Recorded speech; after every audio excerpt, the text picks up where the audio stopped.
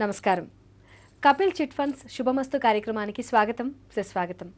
మీ భవిష్యత్తు గురించి తెలుసుకోవాలనుకుంటున్నా, అలాగే మీ జాతకంలో ఉన్న సమస్యలకు పరిష్కార మార్గాన్ని తెలుసుకోవాలనుకున్నా, మీరు మా ఐవీఆర్ఎస్ నంబర్స్కి కాల్ చేసి రిజిస్టర్ చేసినట్లయితే మీ జాతక సమస్యలకు పరిష్కార మార్గాన్ని తెలియజేస్తారు డాక్టర్ సంధ్యాలక్ష్మి గారు. మీరు రిజిస్టర్ చేసుకోవాల్సిన మా ఐవీఆర్ఎస్ నంబర్స్ 125556 505101063. నమస్కారం అమ్మ సంధ్యాలక్ష్మి గారు. నమస్కారం అమ్మ, ప్రేక్షకులకి నమస్కారం. సంధ్యాలక్ష్మి గారు, ఏదైనా పని మీద మనం బయట వెళ్తున్నప్పుడు కొన్ని శకునాలు ఎదురవుతే మంచిది, కొన్ని శకునాలు ఎదురవుతే మంచిది కాదంటారు కదా, ఇది ఎంతవరకు కరెక్ట్ అండి? నిజమే, కొన్ని శకునాలు శకునం అనేటువంటిది మనకి జ్యోతిష్ శాస్త్రంలోని ఒక భాగంగానే చెప్తాం. కాకపోతే ఈ శకునాలు అనే దానికి ఇది మూఢనమ్మకం అనటానికి లేదు. దీని మీద పరిశోధనలు కూడా సాగుతున్నాయి. కాకపోతే ఇది ప్రకృతి నుంచి మనకి వచ్చేటువంటి కొన్ని సంకేతాలు, ఈ సమయం బాగుంది, ఈ సమయం బాగాలేదు అని. అయితే ఎలాంటి శకునాలు బాగుంటాయి, ఎలాంటి శకునాలు బాగుంటావు అని కూడా చాలా మందికి సందేహం ఉంటుంది. మామూలుగా ఎవరికైనా నీళ్లు ఎదురుగా వస్తే, అంటే నీళ్ల కడవలు కానీ నీళ్ల కుండలు కానీ, ఈ రోజుల్లో అయితే ట్యాంకర్లు కూడా ఎదురుగా నీళ్లు ఏ విధంగా ఎదురుగా వచ్చినా, పరిశుభ్రమైనటువంటి నీరు ఏ విధంగా వచ్చినా కూడా అది శుభకరమే. వెళ్ళినటువంటి, అంటే మనం ఏదైనా పని మీద వెళుతుంటే ఆ కార్యం సిద్ధిస్తుంది అని మనం గమనించాలి.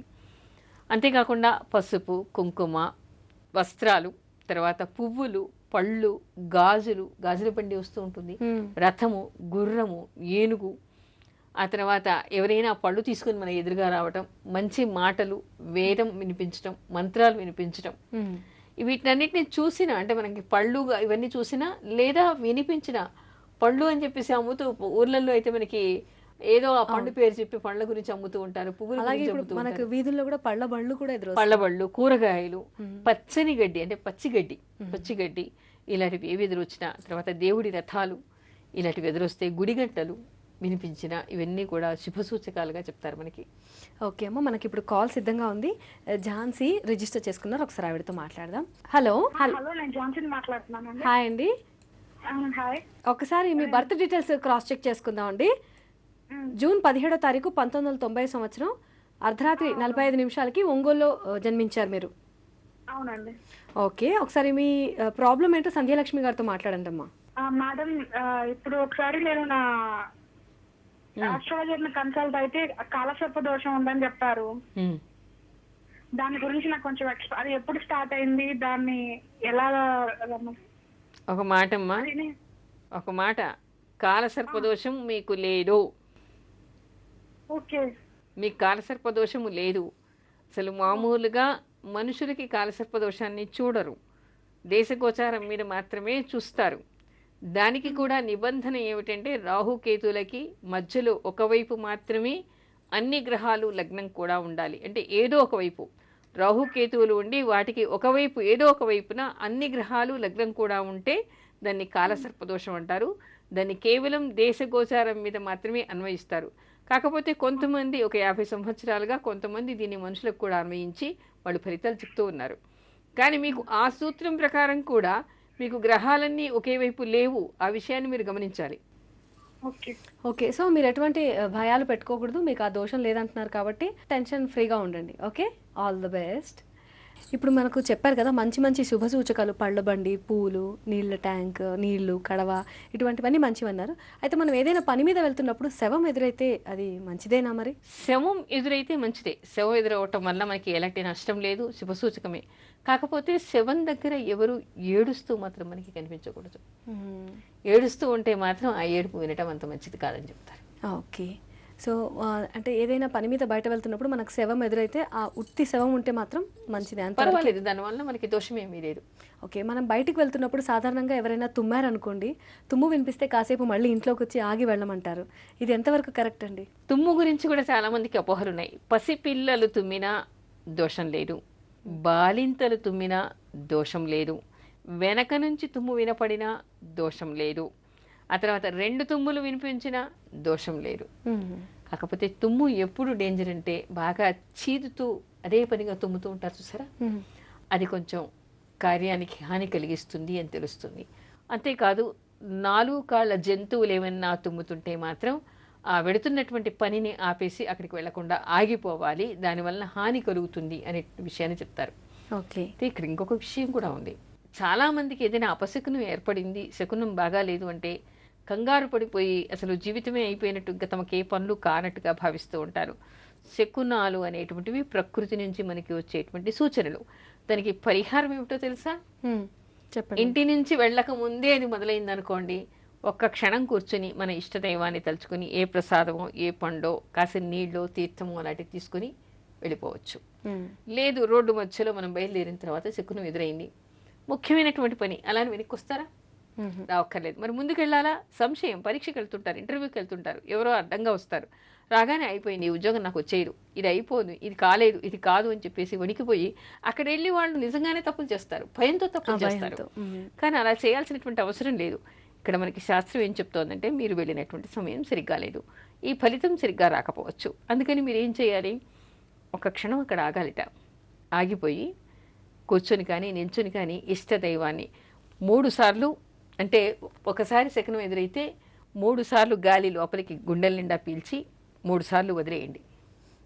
ఆ తర్వాత ఇష్టదైవాన్ని తలుచుకొని బయలుదేరండి. అంటే ఈ లోపల ఏమవుతుంది, మనకు కొంచెం సమయం ముందుకు వెళ్ళిపోతుంది కదా. ఆ లోపల ఆ ముహూర్త సమయానికి ఉండేటువంటి దుష్ట సూచనలు ఏమున్నాయో అవి పోతాయి. రెండోసారి కూడా ఒకసారి శకునం వచ్చింది అంటే ప్రబలంగా వాళ్ళకి ఏదో దోషం ఉంది, అపశకునం ఉంది అనుకునేప్పుడు కూడా అక్కడి నుంచి వెనక్కి రమ్మని చెప్పి మనకి శాస్త్రం చెప్పట్లేదు. వెళ్ళండి, పని మీద కార్యార్థులై బయలుదేరారు. అలాంటప్పుడు రెండోసారి కూడా శకునం మీకు బాగాలేదు అంటే మళ్ళీ అదే ప్లేస్లో ఆగిపోయి భగవంతుని మీ ఇష్టదైవాన్ని తలుచుకొని ఆపదామపహర్తారం దాతారం సర్వసంపదాం లోకాభిరామం శ్రీరామం భూయో భూయో నమామ్యహం అనేటువంటి శ్లోకాన్ని చదువుకొని 11 సార్లు గాలి గుండెల నిండా పీల్చి 11 సార్లు వదిలేయాలిట. ఇలా చేయడానికి కొంచెం మళ్ళీ సమయం పడుతుంది కదా. అవునమ్మా. అప్పటికి కూడా మళ్ళీ ముహూర్త సమయం దాటిపోయిందా? అవును. ఆ క్షణమే వాళ్ళు బయలుదేరినటువంటి ఫలితం వస్తుంది అనమాట. ఆ శకునానికి వచ్చేటువంటి దుష్ఫలితం వీళ్ళకి మనకి మంచి జరగడానికి ఇటువంటి శకునాలు కనిపిస్తాయి, దాన్ని గుర్తించి మనం మసులుకోవాలి. మనం దానికి శాంతి చేసుకోవడం, భగవత్ ప్రార్థన చేయడం, ఒక నిమిషం ఆగి బయలుదేరడం, అంతకంటే అసలు పని మానుకోమని మనకి శాస్త్రం చెప్పట్లేదు. భయపడిపోయి ఉద్యోగాల్లో వెళ్ళి తప్పులు చేసి అక్కడ రావాల్సినటువంటి ఉద్యోగం రాకుండా ఉండటం, పెళ్లికి పెడుతున్నాం అంటే అమ్మో ఈ అమ్మాయి వల్ల మాకు ఏదైనా ఆఘాతం జరుగుతుంది, మా ఇంటికి వస్తే బాగా కష్ట నష్టాలు వస్తాయని చెప్పేసి సంబంధం తప్పించేసుకోవడం, అలాంటివి ఏం చేయక్కర్లేదు. ఎలాంటి శకునాలు కనిపిస్తే మనకి కార్యభంగం కలుగుతుందండి? కట్టెలు ఎదురుగా వస్తే, అంటే మనకి మామూలుగా ఎండు కట్టెలు ఉంటాయి, ఎండు కట్టెలు కానీ, ఎండు గడ్డి కానీ, బొగ్గులు కానీ, పొగ కానీ, అపశబ్దాలు, చచ్చిపోతావు, మాడిపోతావు, ఇలాంటివేవో మనకి ఎవరో మాట్లాడుతూ ఉంటారు. అవును, అలాంటివి వినపడుతూ ఉంటాయి. అలాంటి అమంగళకరమైనటువంటి మాటలు వినపడినా, నూనె డబ్బాలు ఎదురుగా వచ్చినా, బొగ్గులు ఎదురుగా వచ్చినా, చింకి గుట్టలతో ఉండేటువంటి బట్టలతో ఉండేటువంటి వ్యక్తులు ఎదురుపడినా, లేదా మనకి ఏదైనా నూనె అడ్డంగా పోయినా, రక్తం అక్కడ కనిపించినా, అక్కడ ఎవరో పడి చనిపోవడం కనిపించినా, అంటే అప్పటికప్పుడు ఏదైనా అఘాతం కనిపించినా, లేదా ఎవరైనా, ఇంకో వింత ఏమిటంటే జుట్టు విరబోసుకున్నటువంటి స్త్రీలు నల్లని బట్టలు కట్టుకుని ఎదురుగా వచ్చారు అనుకోండి, ఎట్టి పరిస్థితుల్లో ఆ ప్రయాణానికి వెళ్ళకూడదుట, మృత్యు సంకేతం అది. ఓకే అమ్మా, మనకి ఇప్పుడు కాల్ సిద్ధంగా ఉంది, కాలర్తో మాట్లాడదాం. మారుతి వాణేశ్వరరావు సిద్ధంగా ఉన్నారు. హలో. నమస్తే అండి మారుతి గారు, ఒకసారి మీ బర్త్ డీటెయిల్స్ చెక్ చేసుకుందామా అండి? డిసెంబర్ 13, 1993, పుట్టిన సమయం 9:15 ఉదయం, అమలాపురంలో. ఓకే, మీ సమస్య ఏంటో సంధ్యాలక్ష్మి గారికి చెప్పండి. నమస్కారం, చెప్పండి. అదే మా అబ్బాయి అండి, చదువు భవిష్యత్తు ఎలా ఉంటుందని. భవిష్యత్తు ఎలా ఉంటుందనా? అంటే ఇప్పుడు అమావాస్య పుట్టినవాడు, అది ఎలా ఉంటుంది కొంచెం భయంగా ఉంది కోసం. అమావాస్య రోజు పుట్టిన వాళ్ళకి అమావాస్య రోజు పుట్టడమే కాదు, మీ అబ్బాయి చంద్రుడికి అసలు చంద్రబలం శూన్యంగా ఉంది, మానసిక ఆందోళన చాలా ఉంటుంది ఈ అబ్బాయికి. జ్యేష్ఠ నక్షత్రం అంటే చంద్రుడు నీచలో ఉన్నాడు, అందులో అమావాస్య చంద్రుడు, పూర్తిగా మానసిక బలం తక్కువ, ఎక్కువ ఆందోళన, భయం ఎక్కువగా ఉంటూ ఉంటాయి ఈ అబ్బాయికి. దీనికోసం ఏం లేదు, ప్రతి పౌర్ణిమ రోజు రాత్రి చంద్రోదయం అయిన తర్వాత లలితా సహస్రనామం పారాయణం చేసి పరమాన్న నివేదన చేసి అబ్బాయికి పెట్టండి. ప్రతి అమావాస్య రోజు మీకు నవగ్రహాల దగ్గర సూర్యుడు చంద్రుడు ఉంటారు కదా, ఆ సూర్యచంద్రులు 2 గ్రహాలకి కూడా అర్చన కానీ అభిషేకం కానీ మీ శక్తి అనుసారంగా ఏదో ఒక పూజ అబ్బాయి పేరు మీద చేయిస్తూ ఉండండి. అలా చేయటం వల్ల దోషం పరిహారం అవుతుంది. తర్వాత ఎక్కువగా కౌన్సిలింగ్ ఇవ్వటం, ఆ పౌర్ణిమ రోజు తర్వాత అమావాస్య రోజు కూడా ప్రత్యేకంగా భగవంతుడికి పూజ చేసేటువంటి అలవాటు ఆ పిల్లవాడికి చేయండి. ఓకే, విన్నారు కదండి. సో అమ్మగారు చెప్పిన రెమెడీస్ అన్ని తప్పకుండా పాటించండి. మీ అబ్బాయికి మనోధైర్యం కలగాలని మనస్ఫూర్తిగా కోరుకుంటున్నాం. ఓకే, సంధ్యాలక్ష్మి గారు, మనం లాస్ట్ వీక్ చెప్పుకున్నామండి ఏ గ్రహాల వల్ల సంతానానికి దోషం ఏర్పడితే ఎటువంటి శాంతి చేసుకోవాలో వచ్చేవారు మాట్లాడుకుందాం అని అన్నాం. సో ఇప్పుడు ఆ టాపిక్ కనుక చెప్తారా? తప్పకుండా. అంటే ఈ గ్రహం వల్ల దోషం ఏర్పడుతుంది, ఈ గ్రహం వల్ల ఉంటే మాత్రమే దోషం అని ఎక్కడా లేదు. పాపత్వం ఉన్నటువంటి ఏ గ్రహానికైనా సంతాన స్థానానికి సంబంధం కలిగినప్పుడు ఆ దశాంతర దశలు వచ్చినప్పుడు దోషం ఏర్పడుతూ ఉంటుంది. అంటే పిల్లలు కలగకనే పోవటమో, ఎబార్షన్స్ కావటమో, పుట్టిన పిల్లలు చనిపోవటమో, పిల్లలు ఒకవేళ పుట్టిన వాళ్ళ వల్ల సంతోషం లేకుండా దుఃఖంతో ఏడవటమో అలాంటివి జరుగుతూ ఉంటాయి మనకి. అయితే ఏ గ్రహాలకి వలన దోషాలు ఏర్పడడం వలన వాళ్ళు ఎలాంటి పాపాలు చేస్తే ఎలాంటి దోషాలు ఏర్పడతాయో కూడా మనకి కర్మ విపాకం చెప్తోంది, అనేక గ్రంథాలు చెప్తూ ఉన్నాయి. అంటే రవి వలన ఒకవేళ దోషం ఏర్పడింది అనుకోండి, అంటే ఆ సంతాన స్థానానికి రవికి సంబంధం ఉంది అంటే పూర్వజన్మలో వాళ్ళు తండ్రికి ఈశ్వరుడికి వాళ్ళు ద్రోహం చేసి ఉంటారట. అలా ద్రోహం చేయటం వలన పితృశాపం వలన, అంటే వాళ్ళ పెద్దలు కానీ వీళ్ళు పూర్వజన్మలో కానీ పితృకర్మలు కానీ పిండ ప్రదానాలు కానీ సరిగ్గా చేయకపోవటం వలన, తండ్రిని సరిగ్గా చూసి ఉండకపోవటం వలన వీళ్ళకి ఆ దోషం ఏర్పడుతుందట. తద్వారా వీళ్ళకి సంతానం కలగదు.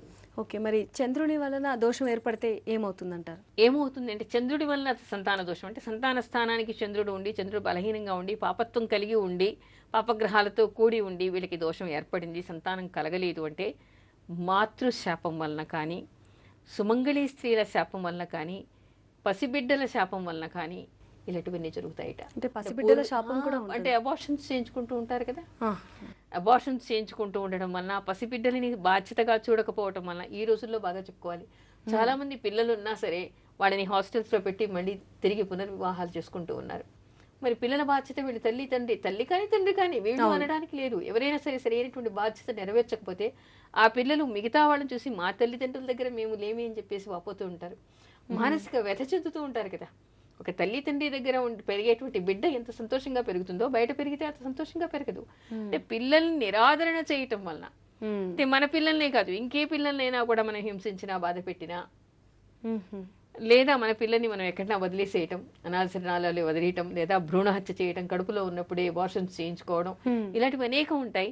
తల్లిని సరిగా చూడకపోవడం, మాతృశాపం, ఇలాంటివన్నీ స్త్రీ గ్రహాలు స్త్రీ దేవతల శాపం, ఇలాంటివన్నీ ఉండటం వల్ల చంద్రుడి వలన దోషాలు ఏర్పడి పిల్లలు కలగకుండా ఉంటారట. మరి కుజుని వలన దోషం ఏర్పడితే ఏం జరుగుతుందండి ఈ సంతానం గురించి?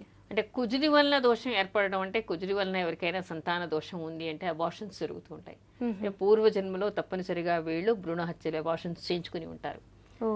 అదే కాకుండా మనకి శత్రువుల వలన, శత్రుశాపం వలన కానీ, లేదా మనకి దాయాదులు తోడబుట్టిన వాళ్ళ వలన, మనకంటే చిన్నవాళ్ల వలన శాపం వాళ్ళని బాధ పెట్టడం వలన కానీ, లేదా మనం అనేక రకాలుగా రుణబాధలతో మిగిలిపోయి వాళ్ళకి తీర్చకుండా చనిపోయినా కానీ, అలా కుజుడి వలన మనకి, తర్వాత పాముల వలన కానీ, పాములకి కానీ, సుబ్రహ్మణ్య స్వామికి కానీ మనం ఏదైనా అపచారం అనాచారం చేసి ఉండటం వల్ల కూడా, ఆ శాపం వల్ల కూడా కుజుడి వలన సంతానం కలగదు. ఓకే, మరి బుధుని వల్ల దోషం ఏర్పడితే ఏమవుతుందండి? బుధుని వల్ల, అసలు బుధుని వల్ల దోషం ఏర్పడటం అనేటువంటిది మనకి ఏమిటంటే, పిల్లల్ని, ఇక్కడ కూడా ఏం చెప్తారంటే పిల్లల్ని హింసించటం వల్ల బుధుడి వల్ల దోషం ఏర్పడుతుందిట. అలా చేయకూడదు. విష్ణుమూర్తి శాపం వలన, విష్ణుమూర్తి ఆగ్రహం వలన కూడా బుధుడి వల్ల దోషం ఏర్పడి సంతానం కలగదు అని చెప్పేసి మనకి శాస్త్రంలో కనిపిస్తోంది. ఓకే అమ్మా, మనకి శివకుమార్ గారు రిజిస్టర్ చేసుకున్నారు, ఆయన కాల్ సిద్ధంగా ఉంది, మాట్లాడదాం. హలో హలో, నమస్కారం అండి. నమస్తే అండి, ఒకసారి బర్త్ డీటెయిల్స్ క్రాస్ చెక్ చేసుకుందాం అండి. ఓకే అండి. మే 10వ తారీఖు 1984 సంవత్సరం, కరెక్ట్ అండి. బెంగళూరులో మధ్యాహ్నం 3:30 పుట్టారు మీరు. కరెక్ట్ అండి, కరెక్ట్. ఓకే, సో మ్యారేజ్ గురించి అడగదలుచుకున్నారు కదా, సంధ్యాలక్ష్మి గారితో మాట్లాడండి. అవునండి. నమస్కారం అండి. నమస్కారం అండి. చెప్పండి, చూస్తున్నారా సంబంధాలు చూస్తున్నారా? మ్యారేజ్ గురించి అడుగుతున్నామండి, చాలా ట్రై చేస్తున్నాం కానీ ఎక్కడ అవ్వలేదు. ఈ అబ్బాయికి ఇక్కడ లగ్నంలో, లగ్న సప్తమంలో ఉండేటువంటి గ్రహాలు బాగానే ఉన్నాయి. కాకపోతే చంద్రుడి నుంచి చూస్తే కొంత దోషం కనిపిస్తోంది.